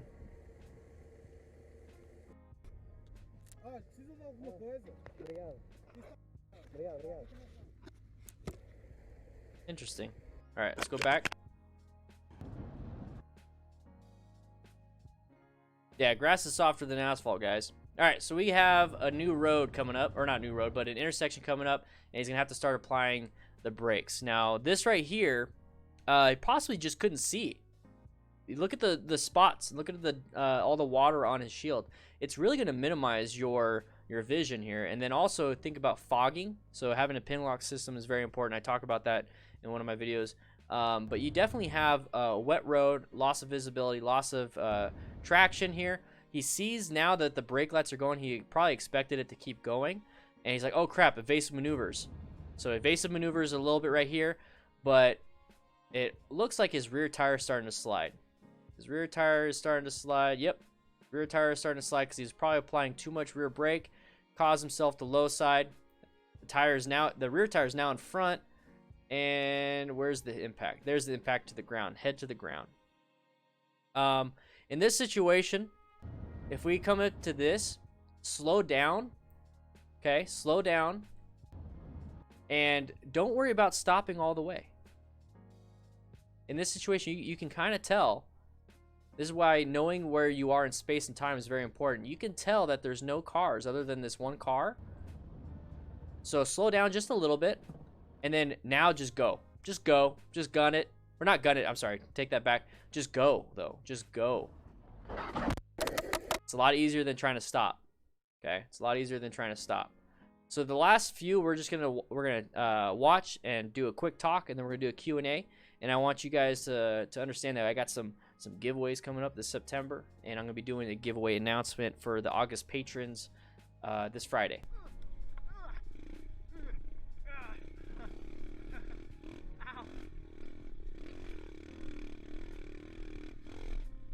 That looks like a lot of fun. That looks like a lot of fun. Oh no. That's not how to load your bike.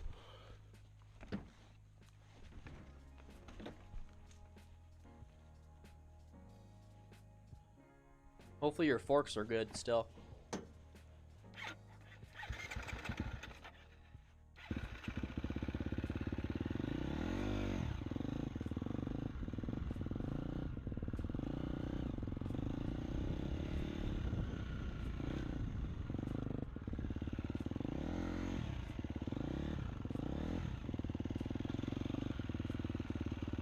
Let's try it again. Is he gonna make it this time? There we go. All right, no audio on this one.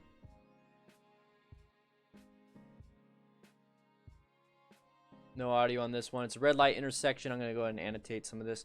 It's probably gonna turn green and he's gonna gun it, but he's might low side it. Nope, nope, nope.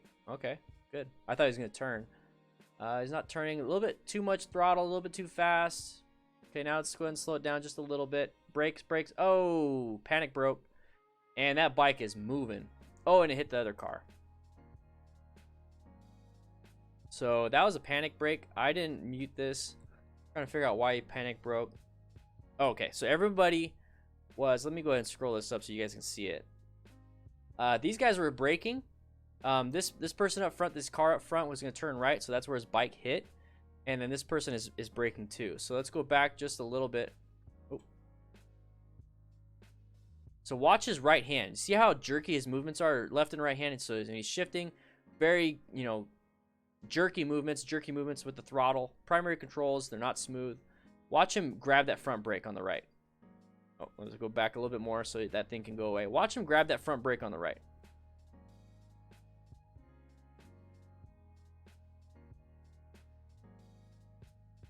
Right. Boom. The primary controls. Yes, thumb was on the horn. So watch this. Watch his hands. Okay, this is why having jerky movements is not good. So watch his hands, everybody. See how he shifts. See how he applies the friction zone to get it into gear, all that stuff. And see how he uses his throttle hand. And then his front brake. It's just... might be fun, but it's not going to save you. Yep. There goes the bike. It hits the car.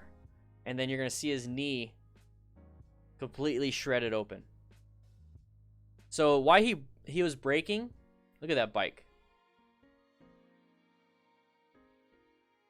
Look at that bike.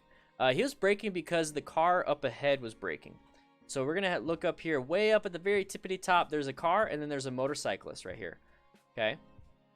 So the car decided to brake because it was turning right. The motorcyclist was braking because the car in front of him was braking. This was a panic. This guy was in a completely different lane.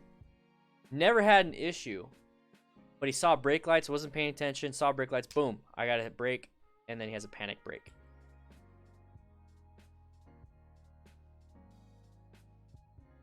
Not good. Not good at all. So guys, that is the end of that. Okay, it's not the end of the stream. The end of the stream is going to come by in about 15 minutes. So now's your time to ask some questions. I'm going to work on... I got some really good constructive input when it came to the videos that I've been doing. Those really short videos. And, oh, this is a really cool picture. I like this picture. One second. That's a good picture of Nikki. I like that picture. It's really cool. Anyways, I've been working on my pictures. Yeah, stickler, exactly. I've been working on my my shorter videos with the input that you guys have. So now I'm going to ask you guys, what kind of input do you have for these live streams? Because we're going to be working on making these live streams better for you. Okay. So from what I've gotten a few emails. I got one email that said, hey, let's break it up and make it like an actual segmented show to where you do a Q&A and then you do a few accident things, do another Q&A, or leave up the last half of your video for Q&A type stuff. So what is it that you guys want to start seeing when it comes to these live streams? Because I want to make these better for you. Since we are already talking about motorcycle crashes during those shorter videos, maybe these live streams can kind of touch upon that, but then mainly it's to ask you guys questions. Yeah, I'm still live. So like maybe put it onto you where you guys come up with your own things and kind of talk about what it is. The accident scene manager. Yes, I did set a date. I'm still going to be, I'm working with, let me go ahead and scroll up just a little bit. I'm going to have to look at it, but it's in October. Okay, so it's in October. Let me go ahead and find it for you. Good question. So what he's asking about is accident scene management. Okay, accident scene management. So October 19th.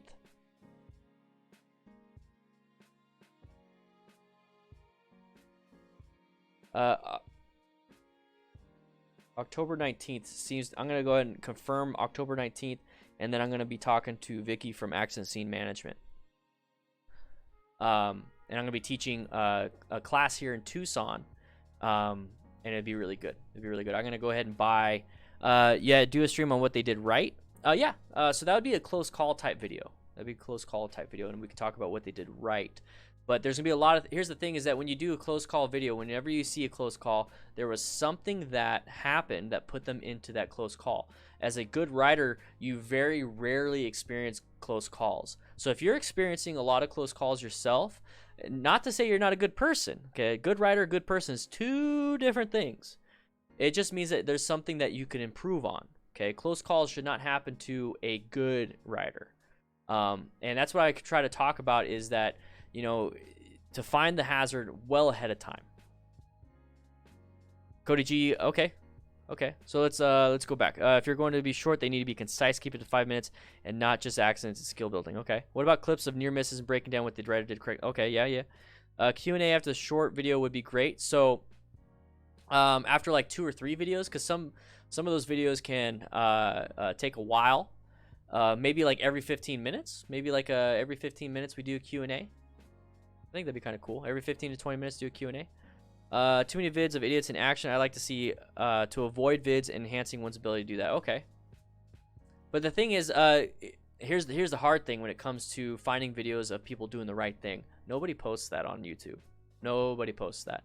So maybe that would be something that I would have to go off and go start writing, and then I'd critique my own videos of why I did this, why I did that. What about something like that? What about something like that where I go off ride and I literally film like 30 minutes of or 10 minutes of a video of just me going through traffic, and then we do this live stream where I critique my own stuff. Maybe something like that. Yeah, majority of people's attention span is about 15 minutes because, yeah, I can see that because the average watch time of this right now is 11 minutes and 1 second. It lets me know what it is. But that's the beauty of live streams and these long form content is that you can pop in, pop out, and stuff like that. That'd be kind of cool. I have to muck and feed the horses this week. Oh. Thought the near miss video was very informative. Okay. Videos of talking about what you see on daily ride is more useful than the accents. Okay. But I still want to do live streams. That's the thing is I want to do live streams. That way I can have this conversation with you guys. That's the point of the live streams. If it wasn't for the conversation with you guys, I would just make regular videos. But we can see about that. 20, 40, 60, what the viewers want, where you want to take the channel, road strategy. Okay. I like when you do a sort of rapid fire, shorter, close call crash analysis, and then maybe do a longer one where there are multiple good, bad things going on to break down in more detail. Okay. Submit a video. Do you have a video of a close call or crash? Maybe we could do that. I could definitely turn like a 2-minute video into about a 20-minute video. What about submit a video? Yeah. If it's your video, that'd be great. I like the video you Nicky did outside the other day. Maybe some how-to streams for modding and inspecting bike and equipment. Okay. Remember the modding and all that stuff, the building bike and the maintenance and all that stuff, that's not my expertise. That would be like John Maxwell and stuff like that. My expertise is diagnosing a lot of these problems, knowing what happens with the mechanism of injury and the accident scene stuff.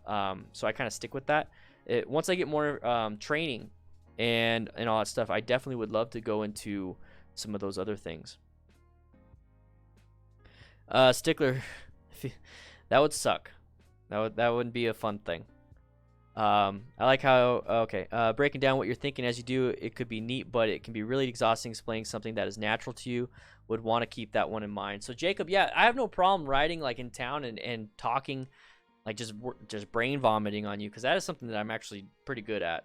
Now I don't know if all of it's gonna be like concise. That's one of the big issues with these live streams and then doing that kind of stuff. The concise stuff is those really short 5 to 8 minute videos I've been doing.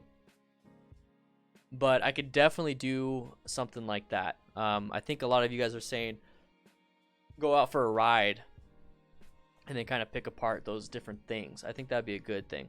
I think I could do that. Got a question. In my country, and you don't get a fine so long as you don't speed 15 kilometers over the limit, but some take it as you're allowed to go 85. And it's, yeah, that's the thing is people will find those little loopholes. Little loopholes. Can we submit videos to you and you edit and use them as needed? So those accident scene videos, those short ones like Wall Terrific, for example, because that was just today. If you have a video where you crashed or have a close call, go ahead and send it to me. So obviously upload it to YouTube and all that stuff, and then send it to me as an unlisted video if you really want to, or public, it doesn't matter. And if you want me to look at it, then we could do that. Because remember, it's all about training, and it's all about taking care of people. So Homo sapien XX09 motos first aid. Yes, so motorcycle first aid is the accident scene management. That's stuff that I'm gonna be talking about a lot more. I still want to teach a class, so I haven't taught a class yet. I'll be teaching a class hopefully October 19th, and I would love to either live stream it or film the whole thing. I would love to film the whole thing for you guys, and then obviously edit it and all that stuff for you. I know I'm going to have a few with me moving to a new city and whatnot. Can you? Okay, yeah. I like the user submitted video idea, 5 minutes or so, and you comment on good and bad points. So that it kind of triggered something in my head. Is user submitted videos, 5 minutes or so, and you comment on good and bad points. So you want me to make that live stream? Would you want me to do that live stream? Non-accident videos for me to critique, like how so?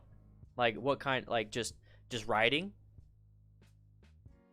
Like nothing ever happens, you're just riding, you go through intersections, all that stuff, kind of like what I was talking about, where I go ride for a long, or during traffic, and then I go over it like I do here, but I'm like, this is what I see, this is what I see, this is what I see, this is what I see, and do it live. I could definitely do that. I have plenty of footage where I could just take the audio out, and I could just point out all that stuff, because I got a ton of footage. Like, I go riding, I got a ton of footage. So Dino, what are you talking about? What's your yes to? The Bobs, I'm the proactive live stream learning. Heck yeah, boy. Sure, live stream as you do it with the crash near miss videos, but hopefully we won't be crashing. Yeah. So remember, guys, I don't want you sending me videos of you crashing, and it's like Jackass and CKY and all that stuff, where you're only going out riding to crash to send me a video. Let's not do that. But with viewer videos, okay. Yes, what you did with Nikki, that was so useful that I started a Patreon. Okay, Stickler, which one? Where she was on my bike, or like we were riding together and I'm like, hey, look at this, look at this, look at this, look at this. Or the fact that we go out into like a parking lot and I'm training her. So I can't do live streams of that. I don't want to put too much stress on her because remember, she's also a performer at that point, and she's learning. Okay. Yeah, I can. I did the whole ride along with Dan the Fireman. The ride along with Dan the Fireman, that was a really good video series, and I really enjoyed doing it because it's relatively easy to do while I'm riding, because I just think out loud at that point.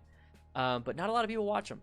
I actually get more video views from these live streams than I do those videos. So if that's the type of stuff you like, I'll definitely listen to it, and I'll put them out.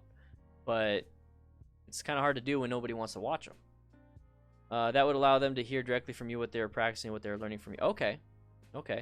So if I'm going to announce like a video viewer or a video submission, I should let them know, hey, this is what we're doing, or maybe they can catch it later, but their name could be in the chat. That'd be good. I like that. Or not chat, but in the title. That's actually a pretty good idea. That the live streams will turn into a user submitted type thing. This way I don't get copyright claimed or striked. You know what I mean? And if I do it 2 times a week, Tuesdays and Thursdays, I could really spend a good amount of time on that. I like your guys' ideas. Thank you guys so much for these ideas. How to start riding, the process to be able to get on the saddle for the first time, what paperwork to do first, what to buy first. Oh, wow, that's like a full in-depth. That would be a full series.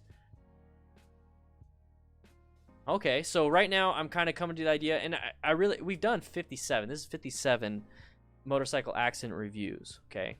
And we've done 57 of just the straight, multiple, crash after crash after crash after crash. and I think all of us, because I've seen you, Dynarider, and a bunch of other you, Grimbeard, and all of you guys have been here since the beginning. And I'm pretty sure it's all right. Let's go do something different. Okay, me too. I like that. I'll keep it fresh. So user submitted videos. That'd be really good. That'd be really good. Who wants to start it off? I got to stream on Thursday. Who wants to send me their video? Send me your video at dandanthefireman928@gmail.com. Here's the thing though. Honestly, patrons and YouTube members get first access, because if you guys want me to critique your stuff, it's almost like a personal trainer at that point. You know what I mean? And I feel like if I don't give that option to my patrons and my YouTube members first, then I would be doing them a disservice. Gear reviews. Let's see. How about a break for baby turkeys and got rear-ended by another bike. Got it on video. Oh, Glognock. That would be a good video. Gear videos. I got some gear videos coming up. This helmet right here on the seat, you can barely see it, is a not Bell qualifier. It's a Bell SRT helmet. It's $200. Snell rated. Great. It's a great helmet. I'm going to do a review on it, but the thing is with gear reviews, it takes time because I want to make sure I actually have some experience with it before I say whether I like it or don't. And right now I do like it, but there's some things that, I mean, you pay a little extra to have and you don't have here. Let's see. I have the video I sent you post from the algae. Okay. I got something I could send, but I have to get it uploaded first. Okay. How would you like us to submit your footage to you? So Cody G, Dynarider, and everybody, you need a lesson on how to edit your videos.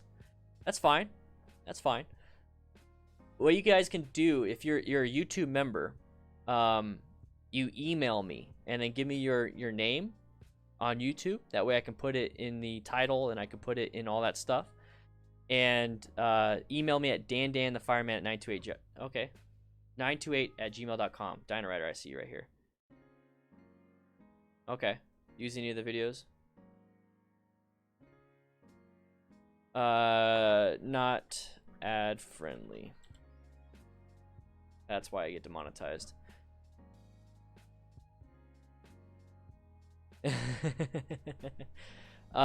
What's my secret for magnificent beard? Riot Beard Company. That's my official DDFM crew sponsor for beard products. Love the stuff. Where it says Save a Life, roadguardians.org, that's going to pop up for Riot Beard. Good stuff. DDFM crew member. Been an avid supporter of the channel, so I'm always going to support him. You support me, I support you. Right there. Get your beard products. Riot Beard Company. Riot Beard Company. So I bet you if you type in Riot Beard in Google, Riot Beard Company beard products in Google or whatever it is, you're gonna find that. Fireman stories. What kind of fireman story do you want? I mean, I got plenty of them. The problem is the ones that you remember aren't the happiest ones, so I try to forget. It doesn't work. Preference for those who support you financially. Yeah, so yeah, I'll accept all videos. So Rahan, hopefully I said that right. I'll accept all videos, but I have to give preference to my patrons and my YouTube members just because they are truly supporting the channel. So if you guys would love to support the channel and continue doing what we're doing, I'm constantly listening to your guys' feedback. If you would like to support the channel and be on Patreon, because Patreon I can do a little bit different stuff. There you go. There's my Patreon. It's only $2 a month. So maybe if I do the accident video, so let's say Thursday, for instance. Thursday is going to be my first or my second stream this week. So Tuesdays and Thursdays. Thursday, I'll grab Dynarider. I'll grab one of your videos. How about that? I'll grab one of your videos. You're starting it off, man. You're going to be the first user submitted video. Send me one that you truly want me to do. You said you had 7 videos on there in the chat. Send me one that you really want me to do, and I'll do it. And then I'll try to I'll do my thing. But if anybody else wants to send me it, I can also do it after that, because who knows, maybe the video is not gonna last very long, blah blah blah. So I got to do another video. So send me another video, guys. Send me another video too. Hi, Dan. Just want to let you know, thanks to you and your wife, I will soon be getting the Rebel 500. Thanks for your videos. Awesome, dude. Awesome. That is awesome, man. I'm glad you're picking. It's a very good bike. It's a very good bike. I love that bike. Trust me. I have fun on that bike when I'm riding it, and I also have fun on the bike when I'm doing my thing too. Any and all fireman stories? You want me to give you guys want me to give you just one fireman story? I think let me think of a happy one, but I'll give you guys one. Yeah, Dinah, send me the one you want me to do. Send me the one you want me to do, and I'll do that for Thursday. I'll do that for Thursday. And then anybody else that wants to, I'll go ahead and start doing that. So a fun story. About firefighting. We do these things there. It's not either. It's at the end of the school year. So Yuma, Arizona is very hot.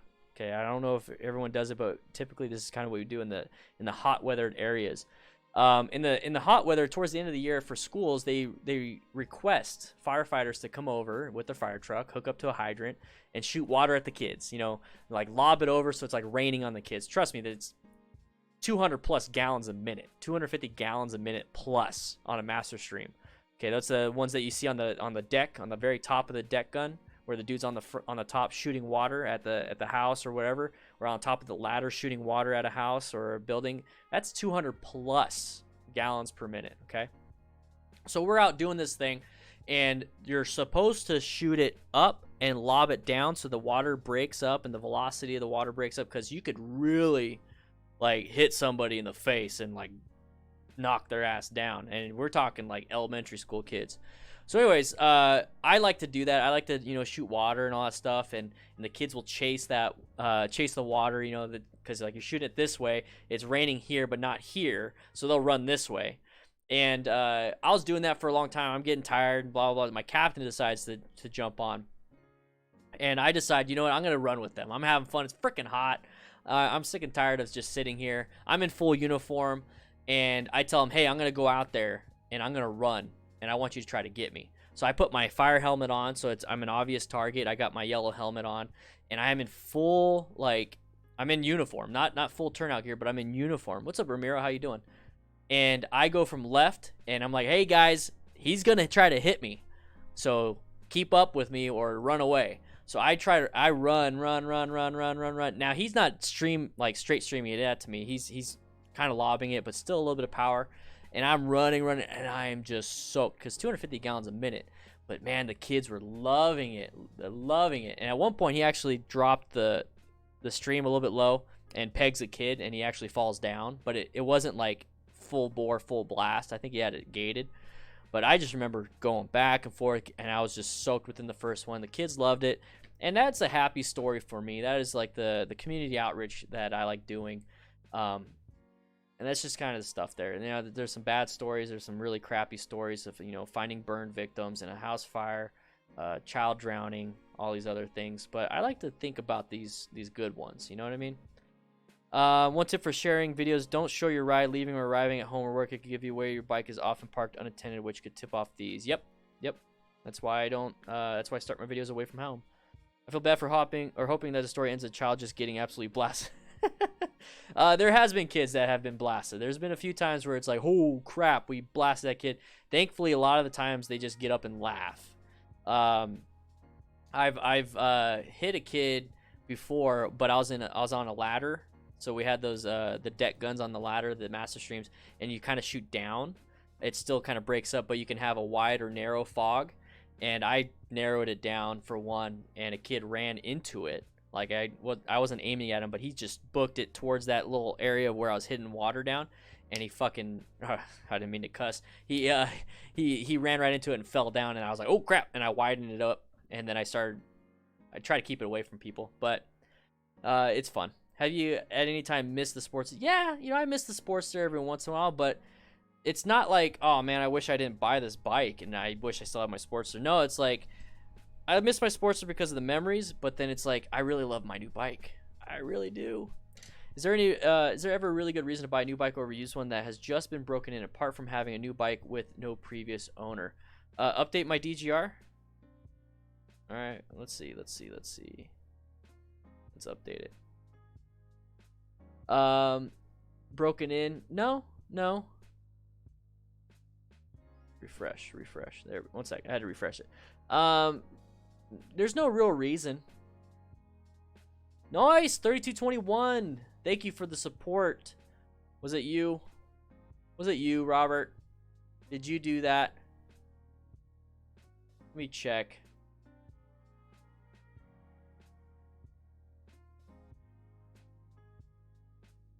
Robert. Dark Horse 116. Thank you so much, man. I really appreciate it. What he's talking about there is right below where it says patrons, 461 patrons.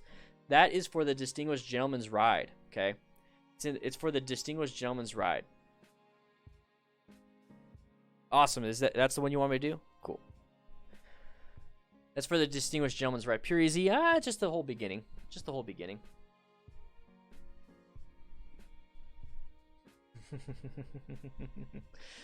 Thank you so much. If you guys would like to support the channel, or not channel, I'm sorry, support men's mental health. None of the money comes to me. It goes straight to the organization. Click that link to sponsor me and help men's mental health. Gentlemansride.com/rider/stand in the fireman. It's right there. Click that link, and let's see if we can hit that $10,000 goal. Okay. There's no real reason to buy a new bike over a used bike other than the fact that you know for a fact what you're getting. With a used bike, you really have to do your due diligence. It's a big issue there.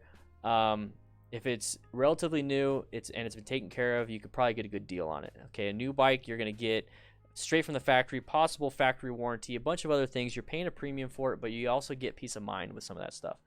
What riding gloves does Nikki wear? She wears Icon gloves. I forgot what model, but they're Icon, and they fit her tiny little fingers and hands, and they're meant for summer riding.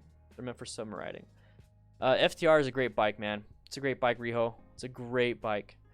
Let's see. Iron 883 versus Honda Shadow. Honda Shadow, you're gonna get. You can get that for a better price. Okay, you're paying a lot for the Harley name, and the Honda Shadow is gonna be cheaper, and you're probably gonna like it overall more. There's gonna be more aftermarket for the Iron 883 though.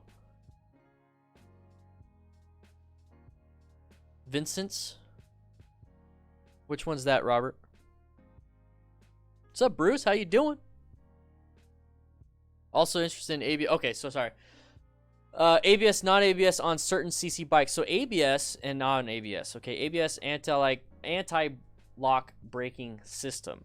Okay, so what happens with ABS or non-ABS bikes is that when you grab a fistful of front or rear brake, it can lock up the bike or tire. So it's going to lock up the tire and you're going to start sliding. ABS prevents a locking of that rear or front tire, and it just kind of does little choppy movements. So the difference between ABS and non-ABS is just that. That's it. Each time, the locking of the tires or the prevention of locking up the tires involves you grabbing way too much brake. Okay, that involves you slamming the brakes. Now, it is a kind of a crutch, and I don't want to call it a crutch. Let's take that back. It is more so a safety net. You still have to know how to apply the brakes appropriately. You need to do progressive brake pressure. I have ABS on my bike, and I practice my emergency braking, and very seldom do I activate ABS on it. And I stop quick. Because at the end of the day, all you're trying to do is progressively brake more and more and more and more. Okay, I don't lock up the tires. I just stop. And you have to constantly practice that. Oh, Top Rider and DGR? Okay. Awesome, I'll check them out. So ABS is a safety net. So it's like doing trapeze stuff with or without the net. What would you rather have? And if you say without the net, then a little weird. But if you want to have that net, you want to have that safety net, get ABS. It's usually only like $300 to $500 more, which will add like $3 to your monthly payment. But it's well worth it. Say the time frame between zero brake pressure and full brake pressure to prevent locking up. The thing is, it could be quick, it could be slow. That's the thing. It's just the pressure changes. So you go from 0 brake pressure to 100 brake pressure super fast, you're going to lock up the bike. But if you go from 0 brake pressure to 100 brake pressure like that, so it's like 1, 2, 3, 4, 5, 6, 7, 8, 9, 10. Yeah, that's 0 to 100% in 10% increments. You could also do it like this: 1, 2, 3, 4, 5, 6, 7, 8, 10. It's still like that. It's not 110. 1, 2, 3, 4, 5, 6, 7, 8, 10. You can make it quick. You can make it quick without no. What would my first bike have been? My first bike, if I could go over it again, my first bike would probably be the Rebel 500 if I started riding now. Only because now that I can grow into it, and then there's a ton of aftermarket options for me. But I don't know, with the money I saved, because I went and bought the 1200 Sportster at the time. So with the money I saved from buying that bike, I could definitely put it towards a dual sport, like you were saying. Dual sport is really fun. It just opens up a whole new world of possibilities for you. So how about doing some dual sporting? Yeah, I definitely want to. I want to go up not Gates Pass. That would be fun too. Reddington Pass up here in Tucson would be a lot of fun. It's a dirt road. It goes through the mountains. Take the drone, all those things. Maybe I'll do that this weekend. I don't know. I got a lot of stuff planned for this weekend coming up, and a lot of stuff for the next week. But I would love to do more of that kind of stuff.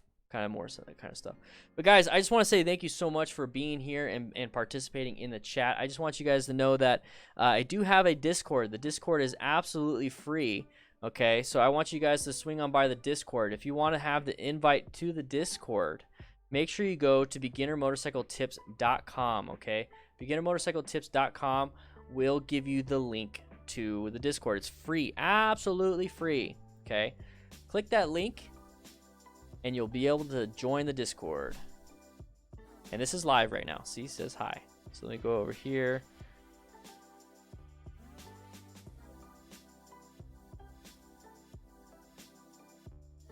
There it is. Hi, stream.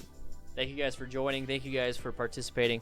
Be on the lookout for tomorrow. I'm going to have a new accident scene video. If you'd like to support the channel, please click that link, beginnermotorcycletips.com. And there's a bunch of stuff in there. You can join Patreon, join the Discord, join everything. It'd be great to have you.